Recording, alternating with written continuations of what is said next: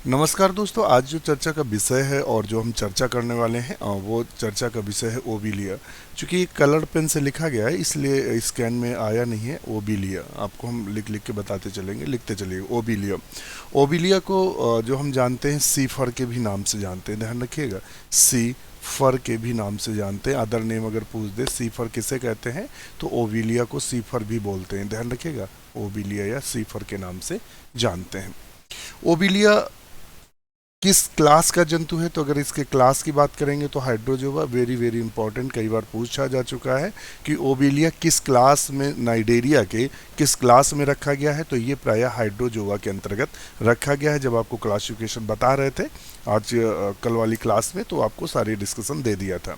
दूसरा, जो ये होता है, तो इसके पहले कुछ और जानकारी ले लें कि both polyp and medusa present in developed stage. इसके जो जीवन चक्र होता है, ध्यान रखिएगा, इसका जो जीवन चक्र होता है उसके जीवन चक्र में दोनों स्टेज पाई जाती हैं। पॉलिप स्टेज भी पाई जाती है और मेड्यूसा स्टेज भी पाई जाती है। वेरी वेरी इंपॉर्टेंट पूछ देता है कि ओबिलिया में कौन सी अवस्थाएं पाई जाती हैं। आपसे बोल देगा केवल पॉलिप, आपसे पूछ देगा केवल मेड्यूसा या फिर बोथ, तो आपको आंसर करना बोथ। इसके जीवन चक्र में जो अलैंगिक अवस्था होती है या जो इसका वेजिटेटिव स्ट्रक्चर पॉलिप होता है और जो जनन स्ट्रक्चर होता है वो मेड्यूसा होता है, तो दोनों अवस्थाएं देखने को मिलती हैं।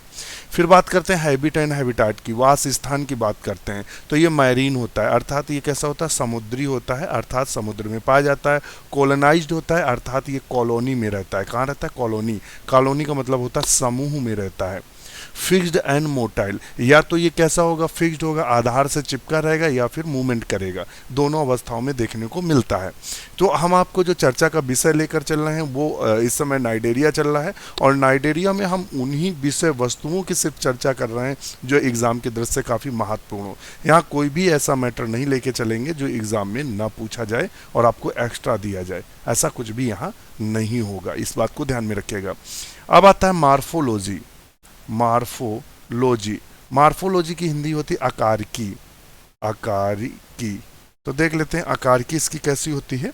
तो कहता है इनिशियली कॉलोनी, शुरुआत में ये कॉलोनी होता है अर्थात समूह में रहता है। इस डाइमार्फिज्म, डाइमार्फिज्म मतलब द्विरूपी होता है, चूंकि इसमें पॉलिप और मेड्यूसा दोनों अवस्थाएं पाई जाती हैं। लेटर ऑन इट बिकम ट्राइमार्फिक, मगर कहता है बाद में ये ट्राइमार्फिक त्रिरूपी या तीन रूपों में दिखाई देता है। तो ये भी आप ध्यान में रखिएगा, वेरी वेरी इंपॉर्टेंट। पहले ये द्विरूपी होता है, बाद में त्रिरूपी होता है। और ये भाई बता ही दिया कि ये हाइड्रा भी कैसा होता है, हाइड्रा की तरह ये आधार से चिपका रहता है, और तो उसी की तरह ये दिखाई देता है, इसको भी ध्यान में रखिएगा। अच्छा, अगर इसकी संरचना की बात करें तो जो क्वेश्चन पूछा गया था, ये वाला क्वेश्चन टीजीटी 2016 में क्वेश्चन बना था, जिसका इंटरव्यू की डेट है शायद हमें लगता है 1 से या 30 से लेकर 2 तारीख तक है।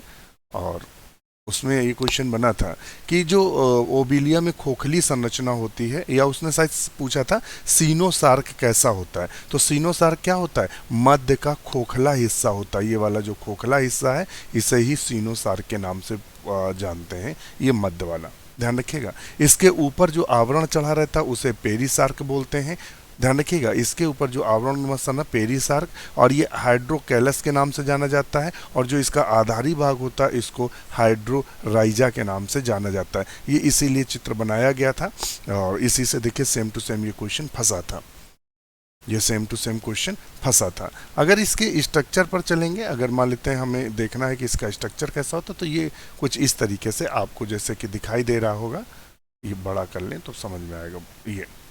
ये ओबिलिया का स्ट्रक्चर है। तो ये देखिएगा, ये वाला जो हमने बताया हुआ, ये वाला भाग,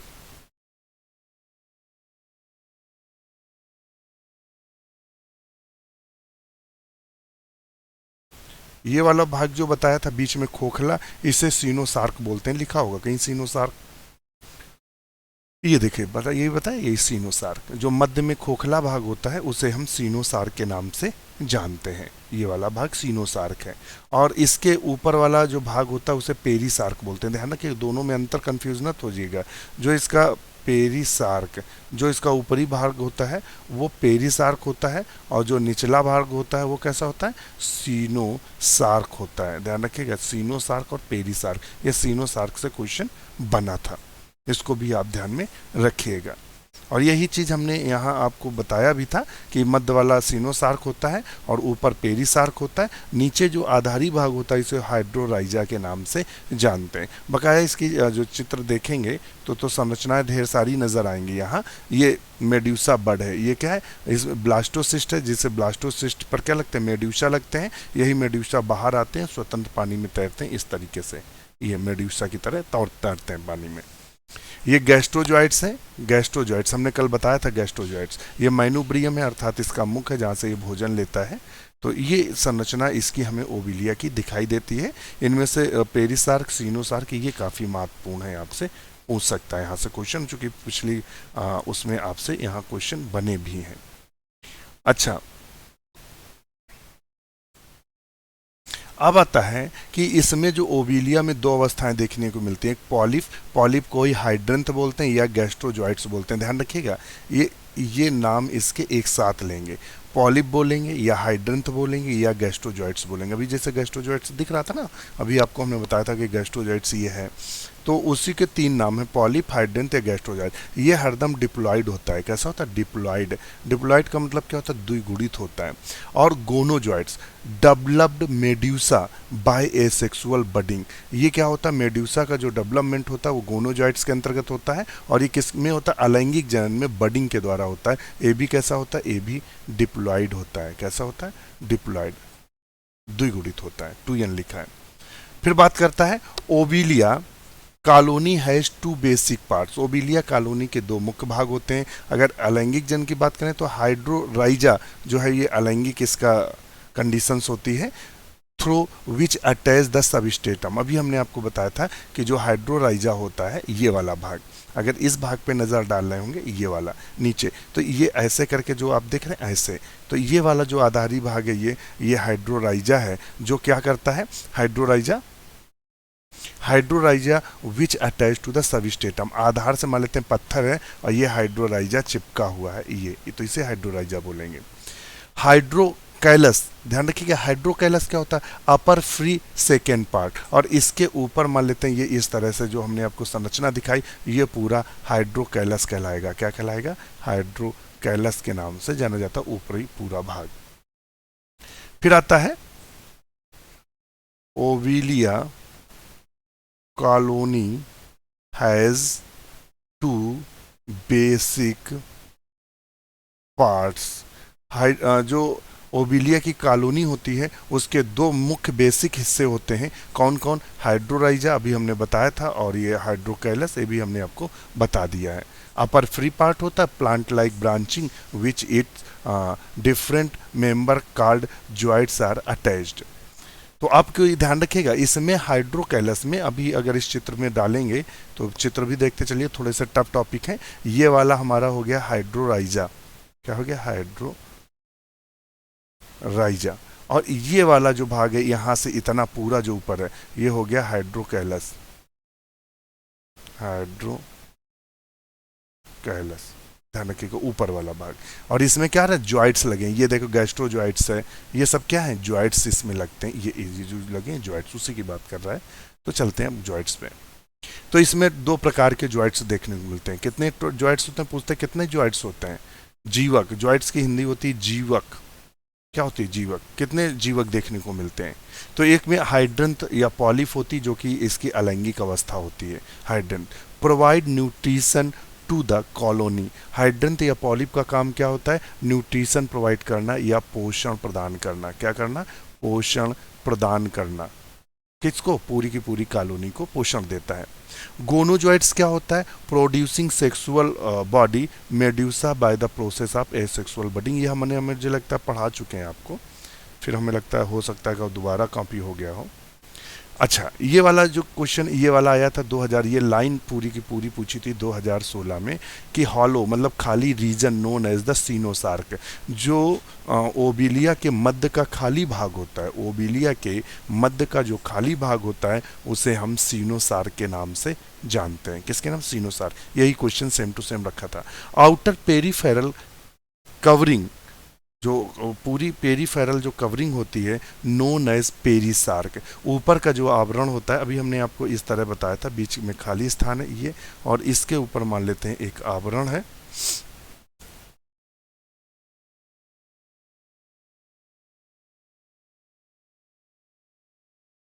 मान लेते हैं ये इसके ऊपर एक आवरण है, तो ये हो गया हमारा पेरिसार्क और ये हो गया हमारा सीनोसार्क, वही चीज लिखी है। तो अगर कोई भी पूछ दे कि जो कवरिंग जो होती है, अगर पूछ दे कि जो इसके ऊपर कवरिंग होती है सीनोसार्क के ऊपर, उससे क्या बोलते हैं? पेरिसार्क। पेरिसार्क के नाम से जानते हैं, पेरिसार्क के नाम से। Reproduce body gonozooids is also known as gonangium. पूछ देता गोनेंजियम क्या होता है, तो जो इसमें रिप्रोडक्टिव बॉडी होती है, यानी वो संरचना जो जनन में पार्टिसिपेट करती है या वो संरचना जो जनन करती है, उसे हम गोनेंजियम के नाम से जानते हैं। किसके नाम से जानते हैं? गोनेंजियम के नाम, गोनेंजियम के नाम से जानते हैं। किसके नाम? गोनेंजियम। ध्यान रखिएगा। Number of the tentacles more 24 and tentacles are solid. इनमें जो टेंटिकल्स की संख्या चल होती है, आप अगर बात बता दें, ये अगर यहाँ थोड़ा सा नीचे करेंगे तो ये जो टेंटिकल्स हैं, ये देख रहे हैं, ये जो टेंटिकल्स हैं, ये टेंटिकल्स की संख्या लगभग कितनी होती है? 24 होती है। कितनी होती है? 24 होती है। और खास करेक्टर है इनका, ये सॉलिड होते हैं। कैसे होते हैं? सॉलिड, अंदर बिल्कुल ठोस होते हैं, मतलब ठोस होते हैं। जबकि आपने हाइड्रा में कैसे देखा था? हाइड्रा में हॉलो थे। कैसे थे? हॉलो। हॉलो मीन्स क्या होता है? भीतर कैसे थे? खाली थे। भीतर जो थे वो खाली थे, यानी बीच में कैविटी थी। उनके टेंटिकल्स इस तरह थे और इनके टेंटिकल्स बिल्कुल इस तरह से, बिल्कुल सॉलिड हैं, बीच में ठोस है। दोनों में अंतर हमने कल बताया था। और हम आपको फिर बता दें कि ये जो क्लास चल रही है, ये टीजीटी, पीजीटी, एलटी, जीआईसी, आप किसी की भी तैयारी कर रहे हैं, पूरी तैयारी कराएगी। मगर यहाँ मैटर जो देंगे हम बिल्कुल सिलेक्टेड देंगे, एक भी पॉइंट लेफ्ट राइट नहीं होंगे। उतना ही मैटर देंगे कि गागर में सागर वाली कंडीशन हो, मतलब कम पढ़ के आप एग्ज़ाम निकालें।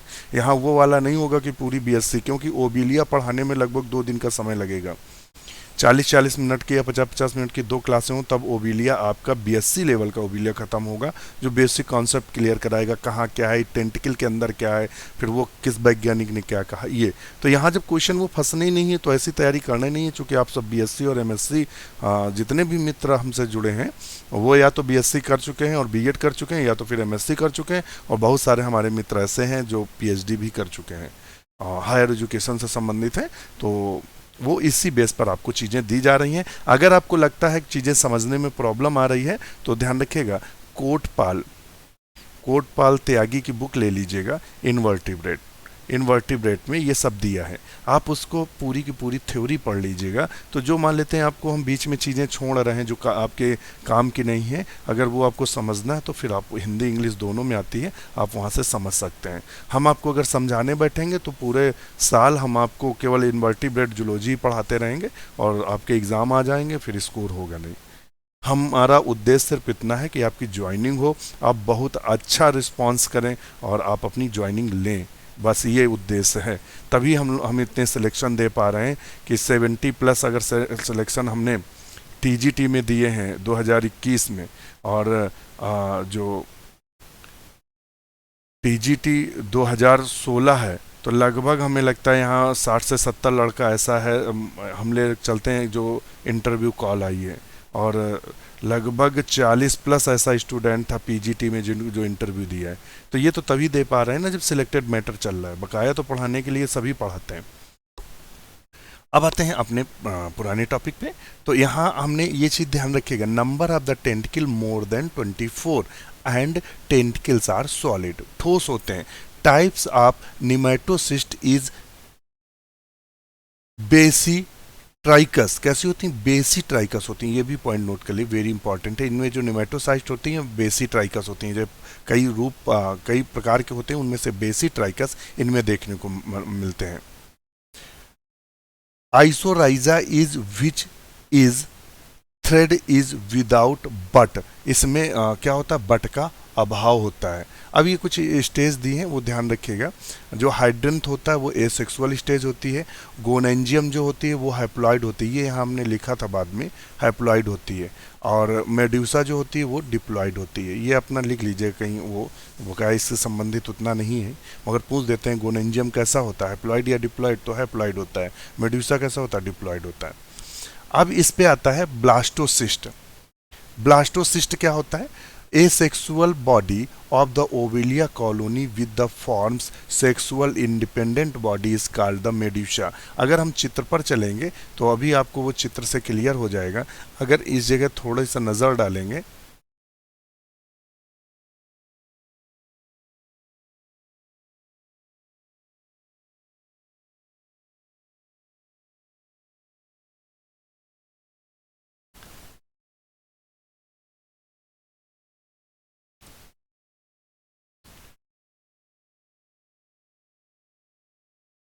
ये चित्र है, अब पूरा आपको हमने चित्र दिखा दिया है। और अब हम जो चल रहे थे ये चित्र देखिएगा, ब्लास्टोसिस्ट क्या होता है। ब्लास्टोसिस्ट की बात कर रहे थे, तो ब्लास्टोसिस्ट एसेक्सुअल बॉडी है, अलैंगिक संरचना है ओबिलिया में, colony with the form sexual independent body called the medusa. Blastocyst के अंदर क्या बनता है, ब्लास्टोसिस्ट के अंदर मेड्यूसा बनते हैं। क्या बनते हैं, मेड्यूसा। और मेड्यूसा बने form the process exogenous budding. ये किसके द्वारा बनते हैं, एक्सोजीनस, ध्यान रखिएगा, एक्सोजीनस बडिंग के द्वारा बनते हैं। ध्यान रखिएगा, ये आपसे क्वेश्चन पूछ सकता है कि जो मेड्यूसा का निर्माण होता है, मेड्यूसा का जो फॉर्मेशन होता है वो कैसा होता है, एक्सोजीनस होता है, एक्सोजीनस होता है। इसको आप ध्यान में रखिएगा, कैसा होता है, एक्सोजीनस होता है। अब हम मेड्यूसा की कुछ संरचना पे नजर डाल लेंगे। तो ये अगर ये संरचना आप देख रहे हैं तो ये इसके गोनट्स हैं, ये जो हैं ये इसके गोनट्स हैं। बीच में मैनुब्रियम पाया जाता है, चतुष्कोणीय संरचना पाई जाती है जिसे हम मैनुब्रियम के नाम से जानते हैं। ये जो उभार होते हैं इनको वीलम बोलते हैं। और इसका जो बाहरी सरफेस होता है उसे एक्स अम्ब्रेलर सरफेस बोलते हैं। और उसके नीचे वाला जो होता है वो सब अम्ब्रेलर सरफेस के नाम से जाना जाता है। इनमें से क्वेश्चन बना था, देखिए यहाँ एक क्वेश्चन भी बना था, उसको भी हम नजर डालेंगे। ये जो निकली हुई संरचना है टेंटिकल्स हैं, क्या है, टेंटिकल्स हैं। Statocyst base of the tentacle. Statocyst जो होती हैं वो टेंटिकल के आधार पर पाई जाती हैं। कहाँ पाई जाती हैं, टेंटिकल के आधार पर स्टेटोसिस्ट पाई जाती हैं। और स्टेटोसिस्ट होती क्या है, बैलेंसिंग ऑर्गन्स होती हैं। ये इतना ध्यान रखिएगा, टेंटिकल्स पाए जाते हैं और टेंटिकल्स के आधार पर स्टेटोसिस्ट पाए जाते हैं। और इनके जो काम होता है किसका, टेंटिकल्स का, टेंटिकल्स के नीचे स्टेटोसिस्ट का। तो स्टेटोसिस्ट का मुख्य कार्य होता है बैलेंसिंग करना या इसको संतुलन प्रदान करना। इसका जो मैनुब्रियम होता है चतुष्कोणीय होता है, चार कोण वाला होता है। इसको भी आप ध्यान में रखिएगा। और गोनर्स वगैरह हमने आपको बताई दिए हैं। तो ये संरचनाएं कुछ हमने आपको बताई थी। अब हम चलते हैं इसके थोड़े और डीप पे।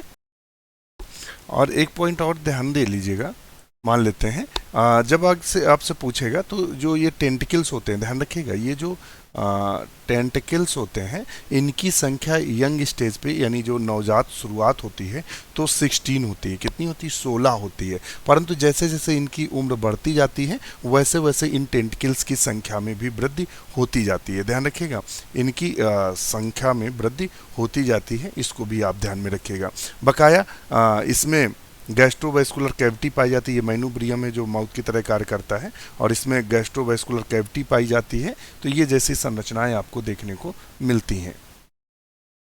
अच्छा, जब हम आपकी इसकी संरचना बता रहे थे तो पहली संरचना मैनुब्रियम होती है जो एक्स अम्ब्रेलर क्षेत्र में होती है, लटकी हुई होती है। तो अभी अगर इस पिक्चर में देखेंगे तो वही हमने कहा था कि लटकी हुई चतुर्भुजाकार या चतुष्कोणीय ये चतुर्भुजाकार मुख होता है जो बीच में लटका रहता है, यही हमने बताया था। और इसके बाद अगर देखेंगे दूसरी संरचना वीलम पाई जाती है। तो हमने कहा था कि टेंटिकल्स जो मतलब इसका किनारा होता है वहाँ ये वीलम नुमा संरचना देखने को मिलती है। तो चूंकि हमने आपको बताया था, कहीं लिखा था ये वीलम, ये जो किनारे होते हैं इनको हम वीलम के नाम से जानते हैं। और उसके बाद आता है टेंटिकल्स। ये संकुचनशील होते हैं यानी सिकुड़ने फैलने में मदद करते हैं। इनमें जो प्राय होती है नेमेटोसिस्ट पाई जाती है। नेमेटोसिस्ट का मतलब दंश कोशिकाएं होती हैं जो शिकार को पकड़ने, मारने या अपनी रक्षा के लिए कार्य करते हैं। दूसरे इन बेस टेंटिकुलर बल्ब, इन टेंटिकल्स के आधार पर जो टेंटिकुलर बल्ब्स पाए जाते हैं जिनमें स्टेटोसिस्ट पाए जाते हैं। स्टेटोसिस्ट का काम है बैलेंसिंग करना। क्या करना, बैलेंसिंग करना, अर्थात संतुलन को बनाए रखना। इसमें फिर गैस्ट्रोवेस्कुलर अंदर कैविटी होती है, जो वो कैविटी एक सक्रिय क्षेत्र में खुलती है, जिसे गुलेट बोलते हैं। गुलेट स्टोमक में खुलता है, स्टोमक आगे चलकर रेडियल कैनाल में खुलता है, जो 4 रेडियल कैनाल में खुलता है। ये चारों रेडियल कैनाल उसके सरफेस पर इस तरह से फैल जाती हैं ऐसे, और लास्ट में ये कैनाल, जो रेडियल कैनाल्स होती हैं, फिर लास्ट में रिंग कैनाल में जाकर मिल जाती हैं। तो ये था इसका संरचना। अब हम सीधे चलते हैं इसके जनन पर, क्योंकि 60 में ही चीज़ें निपटानी हैं और चित्र समझ गए होंगे। अच्छा, ओबिलिया की बात करते हैं, तो ओबिलिया में पहले ब्लास्टोस्टाइल बनता है। क्या बनता है, ब्लास्टोस्टाइल। फिर इसमें एसेक्सुअल अलैंगिक जनन होता है, जिससे अलैंगिक बडिंग होती है, जिससे मेड्यूसा बनता है। क्या बनता है, मेड्यूसा। मेड्यूसा में 2 तरह की संरचनाएं बनती हैं, स्पर्मेटोजिनेसिस होती है और दूसरा oogenesis होती है। स्पर्मेटोजिनेसिस अलग अलग होते हैं, ध्यान रखिए कि मेड्यूसा अलग अलग होते हैं, एक मेल की तरह वर्क करता है और एक फीमेल की तरह मेड्यूसा वर्क करता है। तो जो स्पर्मेटोजेनेसिस होती है उसमें स्पर्म बनते हैं, और जो oogenesis जिस मेड्यूसा में होते हैं उसमें ओवा बनते हैं। ये पानी में तैरते हैं, छोड़ देते हैं, पानी में तैरते हैं। उसके अलावा इसमें एक्सटर्नल फर्टिलाइजेशन होता है, वेरी वेरी इंपॉर्टेंट पूछता है। फिर जो गैमीट रिलीज इन वाटर, वही लिखा हमने, गैमीट रिलीज इन वाटर, और उसका फर्टिलाइजेशन हुआ और ये जाइगोट बना। क्या बना, जाइगोट। जाइगोट में होलोब्लास्टिक क्लीवेज होता है, वेरी वेरी इंपॉर्टेंट पूछ देता है। ओविलिया के में किस प्रकार का क्लीवेज दिखाई देता है, तो ओविलिया में प्रायः हमें होलोब्लास्टिक क्लीवेज दिखाई देता है। कौन सा, होलोब्लास्टिक। ये वेरी इंपॉर्टेंट है, एक लाइन है मगर एक क्वेश्चन लिए हुए। फिर इसके बाद ब्लास्टुला अवस्था आई, ब्लास्टुला अवस्था के बाद अर्ली गैस्ट्रुला अवस्था आई, और गैस्ट्रुला जो इसकी अवस्था होती है सॉलिड होती है, इसी को स्टीरोगैस्ट्रुला बोलते हैं। तो पूछ देता है स्टीरोगैस्ट्रुला किस में देखने को मिलता है, तो ओविलिया में देखने को मिलता है।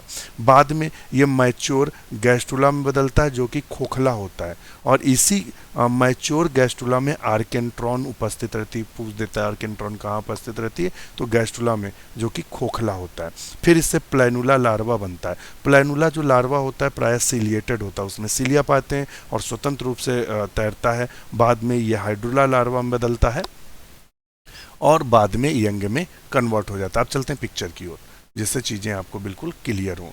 ये पिक्चर है, अगर इसमें थोड़ा सा नज़र डालेंगे तो यहाँ से देखिएगा, ये वाला ब्लास्टोसिस्ट है। क्या है, ब्लास्टोसिस्ट है ये पूरी संरचना। इस ब्लास्टोसिस्ट में बडिंग के द्वारा, अलैंगिक जनन के द्वारा, बड के द्वारा इस तरह गोल संरचनाएं बनी, जिसको हम मेड्यूसा के नाम से जानते हैं। ये मान लेते हैं फीमेल मेड्यूसा है, ये मेल। ये पानी में स्वतंत्र रूप से दोनों मेड्यूसा तैर रहे हैं। अब इसमें क्या हुआ, फीमेल वाले में एग बनेगा और इसमें स्पर्म बनेगा। ये पानी में छोड़ देते हैं, दोनों के पानी में तैरते हुए जाइगोट बनता है। फिर इसमें क्लीवेज होता है, कौन सा होता है, होलोब्लास्टिक क्लीवेज होता है। तो इससे क्या होता है, 2 सेल बनती, 2 से 4 बनती, 4 के बाद कौन सी अवस्था बनी, 4 के बाद बनी ब्लास्टुला अवस्था। कौन सी बनी, ब्लास्टुला। देखिए ब्लास्टुला अवस्था बनी। ब्लास्टुला अवस्था चेंज होती है फ्री स्विमिंग लार्वा में, जिसमें प्लैनुला, ये वेरी वेरी इंपॉर्टेंट है, पूछ देता है प्लैनुला लार्वा कहाँ देखने को मिलता है, तो प्रायः ओविलिया में देखने को मिलता है। होता कैसा है, फ्री स्विमिंग होता है, स्वतंत्र रूप से जल में तैरता है। अब ये प्लैनुला लार्वा अपने फ्लैजुला को त्याग करके आधार से चिपक जाता है और वृद्धि करने लगता है, जो यंग पॉलिप बनाता है। यंग पॉलिप और विकसित होता है, लास्ट में फुल डेवलप पॉलिप का निर्माण कर देता है। ओविलिया किस अवस्था में रहता है, तो पॉलिप अवस्था में रहता है। ओविलिया में दोनों अवस्थाएं पाई जाती हैं, पॉलिप और मेड्यूसा। तो ये इस तरह से ओविलिया होता है आपका खत्म। अब हम बात करते हैं ऑरिलिया की। अब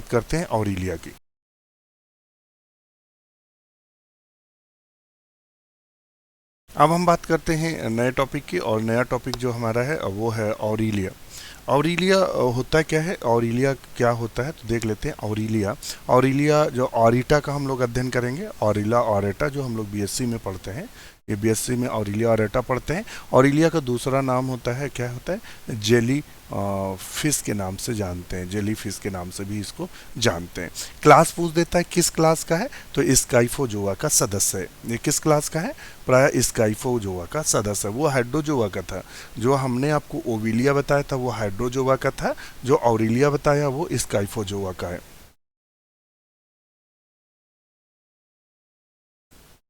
तो अब बात करते हैं हम आपके ऑरिलिया की। और ऑरिलिया होता क्या है? तो ऑरिलिया को जेलीफिश के नाम से जानते हैं। किस क्लास का सदस्य है? स्काइफोजोआ। वेरी वेरी इंपॉर्टेंट, कई बार क्वेश्चन पूछ देते हैं कि ऑरिलिया किस क्लास में रखा गया है। जैसे कि अभी 2016 में 2021 में देखा था कि पोरीफेरा से पूछ दिया था कि किसका सदस्य है।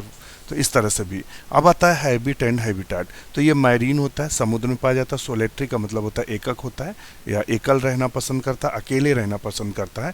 और फ्री स्विमिंग होता है, अर्थात ये स्वतंत्र रूप से पानी में तैरता है। खास बात है, ये स्वतंत्र रूप से पानी में तैरता है। दूसरा, ये मांसाहारी होता है। कैसा होता है? मांसाहारी होता है। मांसाहारी होता है, अर्थात ये अपनी भुजाओं के द्वारा जीवों। ये क्वेश्चन बना था अभी 21 में, पीजीटी में शायद बना है, कि उसमें पूछा था कि इसमें कौन सा, मुझे भी याद नहीं है क्वेश्चन क्या था, उसमें ये था। तो वो मांसाहारी होता है। दूसरा, अगर इनके मार्फोलॉजी की बात करें तो लाइक ओबिलिया मेड्यूसा, बिल्कुल जो ओबिलिया का मेड्यूसा था बिल्कुल उसी की तरह होता है। सर्कुलर होता है, गोल होता है। मार्जिन विथ एक्स अम्ब्रेलर एंड सब अम्ब्रेलर सरफेस। देखिएगा, दो सरफेस होती हैं। एक तो अम्ब्रेलर सरफेस होती है, जैसे मतलब छाता लिया हमने, और छाता है, छाता का जो ऊपरी हिस्सा होता है वो अम्ब्रेलर सरफेस है, नीचे वाला सब अम्ब्रेलर सरफेस होता है। तो इस तरह से दो इनमें सरफेस हमें दिखाई देती हैं। अब इसके अगर पिक्चर की बात करें, बहुत शार्ट में बिल्कुल सारगर्भित चीज़ें मिलेंगी। तो इसमें देखिएगा, ये जो संरचनाएं ये दिख रही हैं आपको, ब्लैक कलर से बनी हुई बड़ी बड़ी संरचनाएं दिख रही हैं, इनको लैपेट्स के नाम से जानता है। ये पीजीटी में क्वेश्चन बना था। लैपेट्स किसके नाम से जानते हैं? लैपेट्स के नाम से इनको जानते हैं। दूसरा, एक चीज ध्यान रखिएगा, यहाँ एक चीज हमने लिखी थी, रैपलम नोन एज द टेंटाकुलोसिस्ट। ध्यान रखिएगा, रैपलम को, यही वाला क्वेश्चन पीजीटी में बना था कि रैपलम को और किसके नाम से जानते हैं? तो रैपलम को टेंटाकुलोसिस्ट के नाम से जानते हैं। ध्यान रखिएगा, इसीलिए ये यहाँ हमने अलग से मेंशन किया था एग्जाम के बाद कि रैपलम को टेंटाकुलोसिस्ट के नाम से जानते हैं। ये पीजीटी 2021 में क्वेश्चन बना था, इसको भी ध्यान में रखिएगा। तो रैपलम को हम किसके नाम से जानते हैं? टेंटाकुलोसिस्ट के नाम से जानते हैं। इनकी संख्या कितनी होती है रैपलम की? तो 8 होती है। 1 2 3 4 5 6 7 8, कितनी होती है? 8 होती है।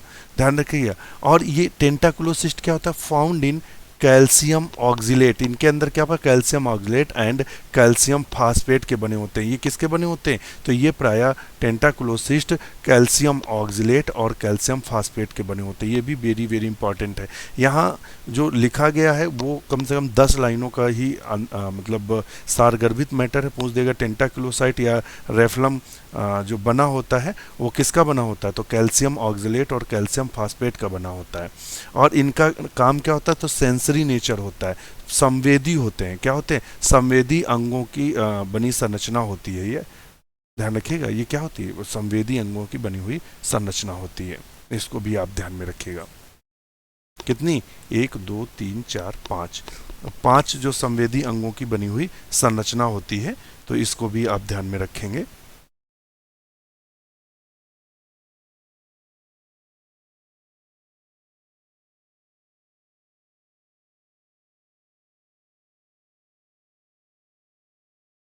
अच्छा, और ये क्या है? टेंटिकल्स हैं। ये जो लगे हुए हैं ये क्या है? टेंटिकल्स हैं। ये जो संरचनाएं दिख रही हैं टेंटिकल्स हैं। ये उसके एक्स अम्ब्रेलर सरफेस है। और ये ओरल आर्म्स हैं। ये जो आर्म्स हैं ये क्या है? ओरल आर्म्स हैं। ये गोनट्स हैं। ये जो दिखाई दे रहे हैं यहाँ, ये गोनट्स हैं प्रायः। और ये इसका बीच में जो है माउथ है। ये सिंपल संरचना बनाई गई थी। गैस्ट्रोवेस्कुलर कैविटी इसमें उपस्थित रहती है। क्या उपस्थित है? गैस्ट्रोवेस्कुलर कैविटी उपस्थित रहती है। इसमें रेडियल कैनाल पाई जाती है। ये जो देख रहे हैं ये तो इस तरह की जो रेडियल कैनाल की संख्या होती है, तो पूछ देता है रेडियल कैनाल की संख्या कितनी होती है? तो इसमें 8 संख्या में रेडियल कैनाल होती है। ये गैस्ट्रिक पाउच है। ये क्या है? गैस्ट्रिक पाउच है। और ये इनहेलेंट साइफन संबंधित है। किससे संबंधित? इनहेलेंट साइफन से। पानी यहाँ आता है और ये किससे संबंधित? इनहेलेंट साइफन से। और इसके बाद कहाँ जाता है? रेडियल कैनाल में जाता है। रेडियल कैनाल से कहाँ जाता है? सर्कुलर कैनाल में जाता है। तो इस तरह से इनका क्रम चलता है। पहले जलाता है गैस्ट्रिक पाउच में, गैस्ट्रिक पाउच से रेडियल कैनाल में, रेडियल कैनाल से सर्कुलर कैनाल में जाता है। तो इनमें क्वेश्चन पूछता है रेडियल कैनाल की संख्या कितनी होती है? तो 8 होती है। और जो पैरा रेडियल कैनाल की संख्या होती है 4 होती है, इंटर रेडियल कैनाल की संख्या 4 होती है। देन रेडियल कैनाल की संख्या 4 होती है, इसमें पैरा रेडियल कैनाल 4 और इंटर रेडियल कैनाल 4, ये इनका मतलब पूरा क्रम है। 4 4 तो इस तरह कितनी हो गई, 8 हो गई। क्या हो गई, 8। अब आते हैं हिस्टोलॉजी पे, इनके हिस्टोलॉजी की चर्चा करते हैं। हिस्टोलॉजी तो ये डिप्लोब्लास्टिक होते हैं। कैसे होते हैं, डिप्लोब्लास्टिक, यानी इसमें एक्टोडर्म और इंडोडर्म दो संरचनाएं देखने को मिलती हैं। इसके अलावा इसमें नीडोब्लास्ट पाई जाती हैं। नीडोब्लास्ट कैसी होती हैं, ए ट्राइकस आइसोराइजा और हेट्रोट्राइकस माइक्रोबेसिक। तो इसमें जो नीडोब्लास्ट सेल्स होती हैं दो प्रकार की होती हैं, ए ट्राइकस आइसोराइजा और हेट्रोट्राइकस माइक्रोबेसिक। तो दो प्रकार के सेल्स देखने को मिलती हैं। इसके अलावा इसमें जर्म सेल देखने को मिलती हैं और इसमें मध्य में, इन दोनों के मध्य में मीजोग्लिया देखने को मिलती है, जिसे प्रायः कोलेन काइमा के नाम से जानते हैं। किसको जानते हैं, मीजोग्लिया को कोलेन काइमा के नाम से जानते हैं। अगर इसकी फिजियोलॉजी की बात करें तो इसमें वेरी वेरी इंपॉर्टेंट है, क्वेश्चन बना है लोकोमोशन से, तो based on jet pulsation theory. इसका जो चलन का वर्क होता है, जो ये मूवमेंट करता है, कैसे चलता है, based on jet propulsion theory के बेस पर ये वर्क करता है, यानी पानी फेंकता जाता है और चलता जाता है। न्यूट्रिशन कैसे होता है, similar to the hydra and obelia medusa की तरह इनका होता है। ये सीलियरी फीडिंग करते हैं थ्रू द वाटर करंट, जो जल की धारा होती है उसी के बेस पर ये अपना पोषण करते हैं या भोजन लेते हैं। Gametogenesis take place in germ cell of the gonads forming sperm and ova. इनमें जो गैमेटोजेनेसिस होती है, गैमेटोजेनेसिस का मतलब होता है गैमेट का बनना, वो जर्म सेल में बनता है। और जो गोनट्स, जर्म सेल कहाँ पाई जाती हैं, गोनट्स में पाई जाती हैं, जिसमें स्पर्म और ओवा बनते हैं। These gametes are released in the stomach region of the gastrovascular cavity. ये स्टोमक रीजन में रिलीज कर दिए जाते हैं, गैस्ट्रोवेस्कुलर कैविटी में। Sperm comes out with water current, पानी के साथ वो पेट से बाहर आ जाता है। फर्टिलाइजेशन इनमें जो होता है फर्टिलाइजेशन इंटरनल, जनरली जो होता है इंटरनल होता है, वेरी इंपॉर्टेंट।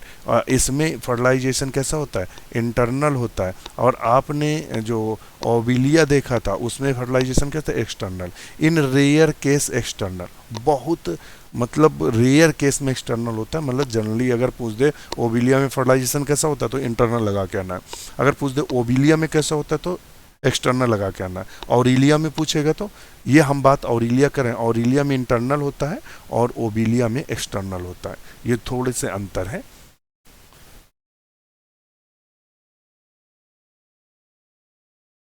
ये हमने कहीं से डाटा लिख लिया था। पॉलीमार्फिक एनिमल हाइड्रेक्टीनिया भी होता है, ध्यान रखिए, हाइड्रेक्टीनिया भी पॉलीमार्फिक होता है। चलिए छोड़ दीजिए, वो तो हमने डाटा लिख लिया।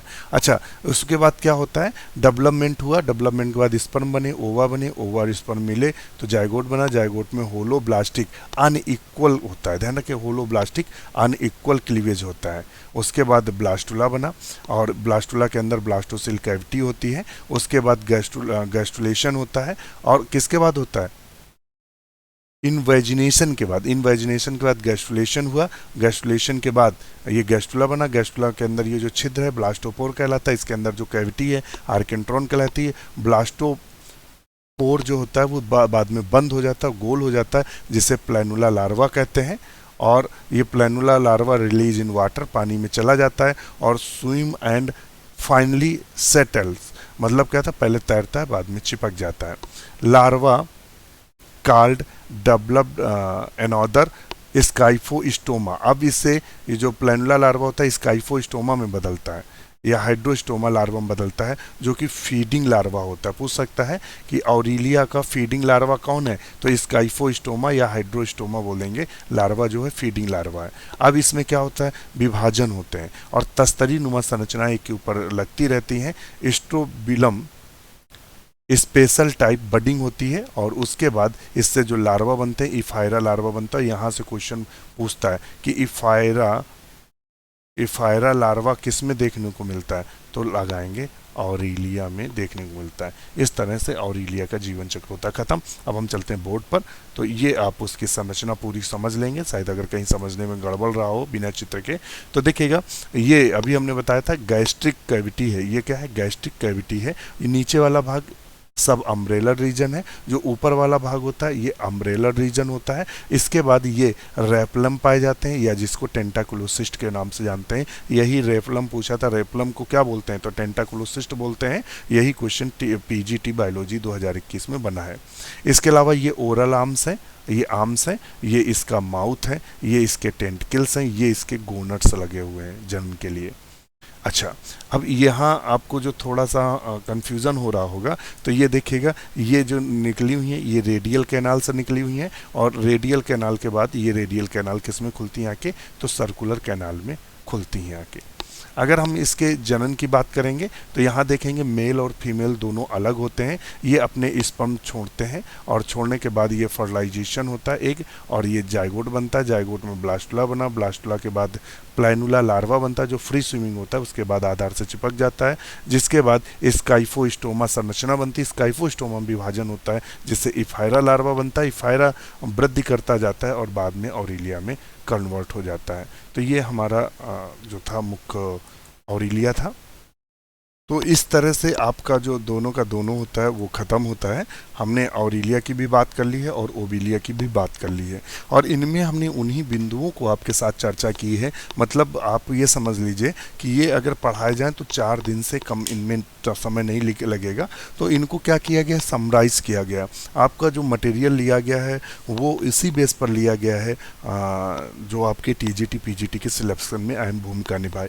इसमें कोई भी एक्स्ट्रा मटेरियल नहीं लिया गया है। तो आप इनको पॉइंट टू पॉइंट अपने हिसाब से नोट्स को बनाते चलिएगा, लिखते चलिएगा, और इसका जितना भी एक्स्ट्रा मटेरियल था, थ्योरी थी, सब निकाल दी गई है। और अगर आपको समझने में थोड़ी दिक्कत हो तो आप इसके सहायक बुक कोटपाल त्यागी की बुक ले सकते हैं। हिंदी इंग्लिश दोनों भाषाओं में अवेलेबल है। उस बुक का आप लोग अध्ययन करेंगे, और उसके अध्ययन के बाद आप अगर वीडियो देखेंगे तो पूर्ण रूप से आपको समझ में आएगा। यदि हम आपको पढ़ाने लगे ओबिलिया और ऑरिलिया बीएससी के लेवल से, तो मैं आपको जानकारी दे दूं कि ओबिलिया और ऑरिलिया ख़त्म करने में लगभग 4 दिन का समय लगेगा। एक दिन तो पूरा इसका लाइफ साइकिल ले जाएगा, एक दिन मार्फोलॉजी ले जाएगा। तो इस तरह दोनों को ख़त्म करने में 4 दिन लगेगा। और एग्ज़ाम जो है आपका सिलेबस इतना है कि लोअर बॉटनी, लोअर जूलॉजी, फिर अपर जूलॉजी, अपर बॉटनी, फिर फिजियोलॉजी, फिर जीनेटिक्स, फिर बायोटेक्नोलॉजी, और उसके बाद एम्ब्रियोलॉजी, फिर प्लांट एम्ब्रियोलॉजी, और फिर उसके बाद एनाटॉमी। तो इतना आपके पास है कि मुझे लगता है कि 6-7 महीने में लगातार अगर हम पढ़ाएंगे तभी ख़त्म कर पाएंगे।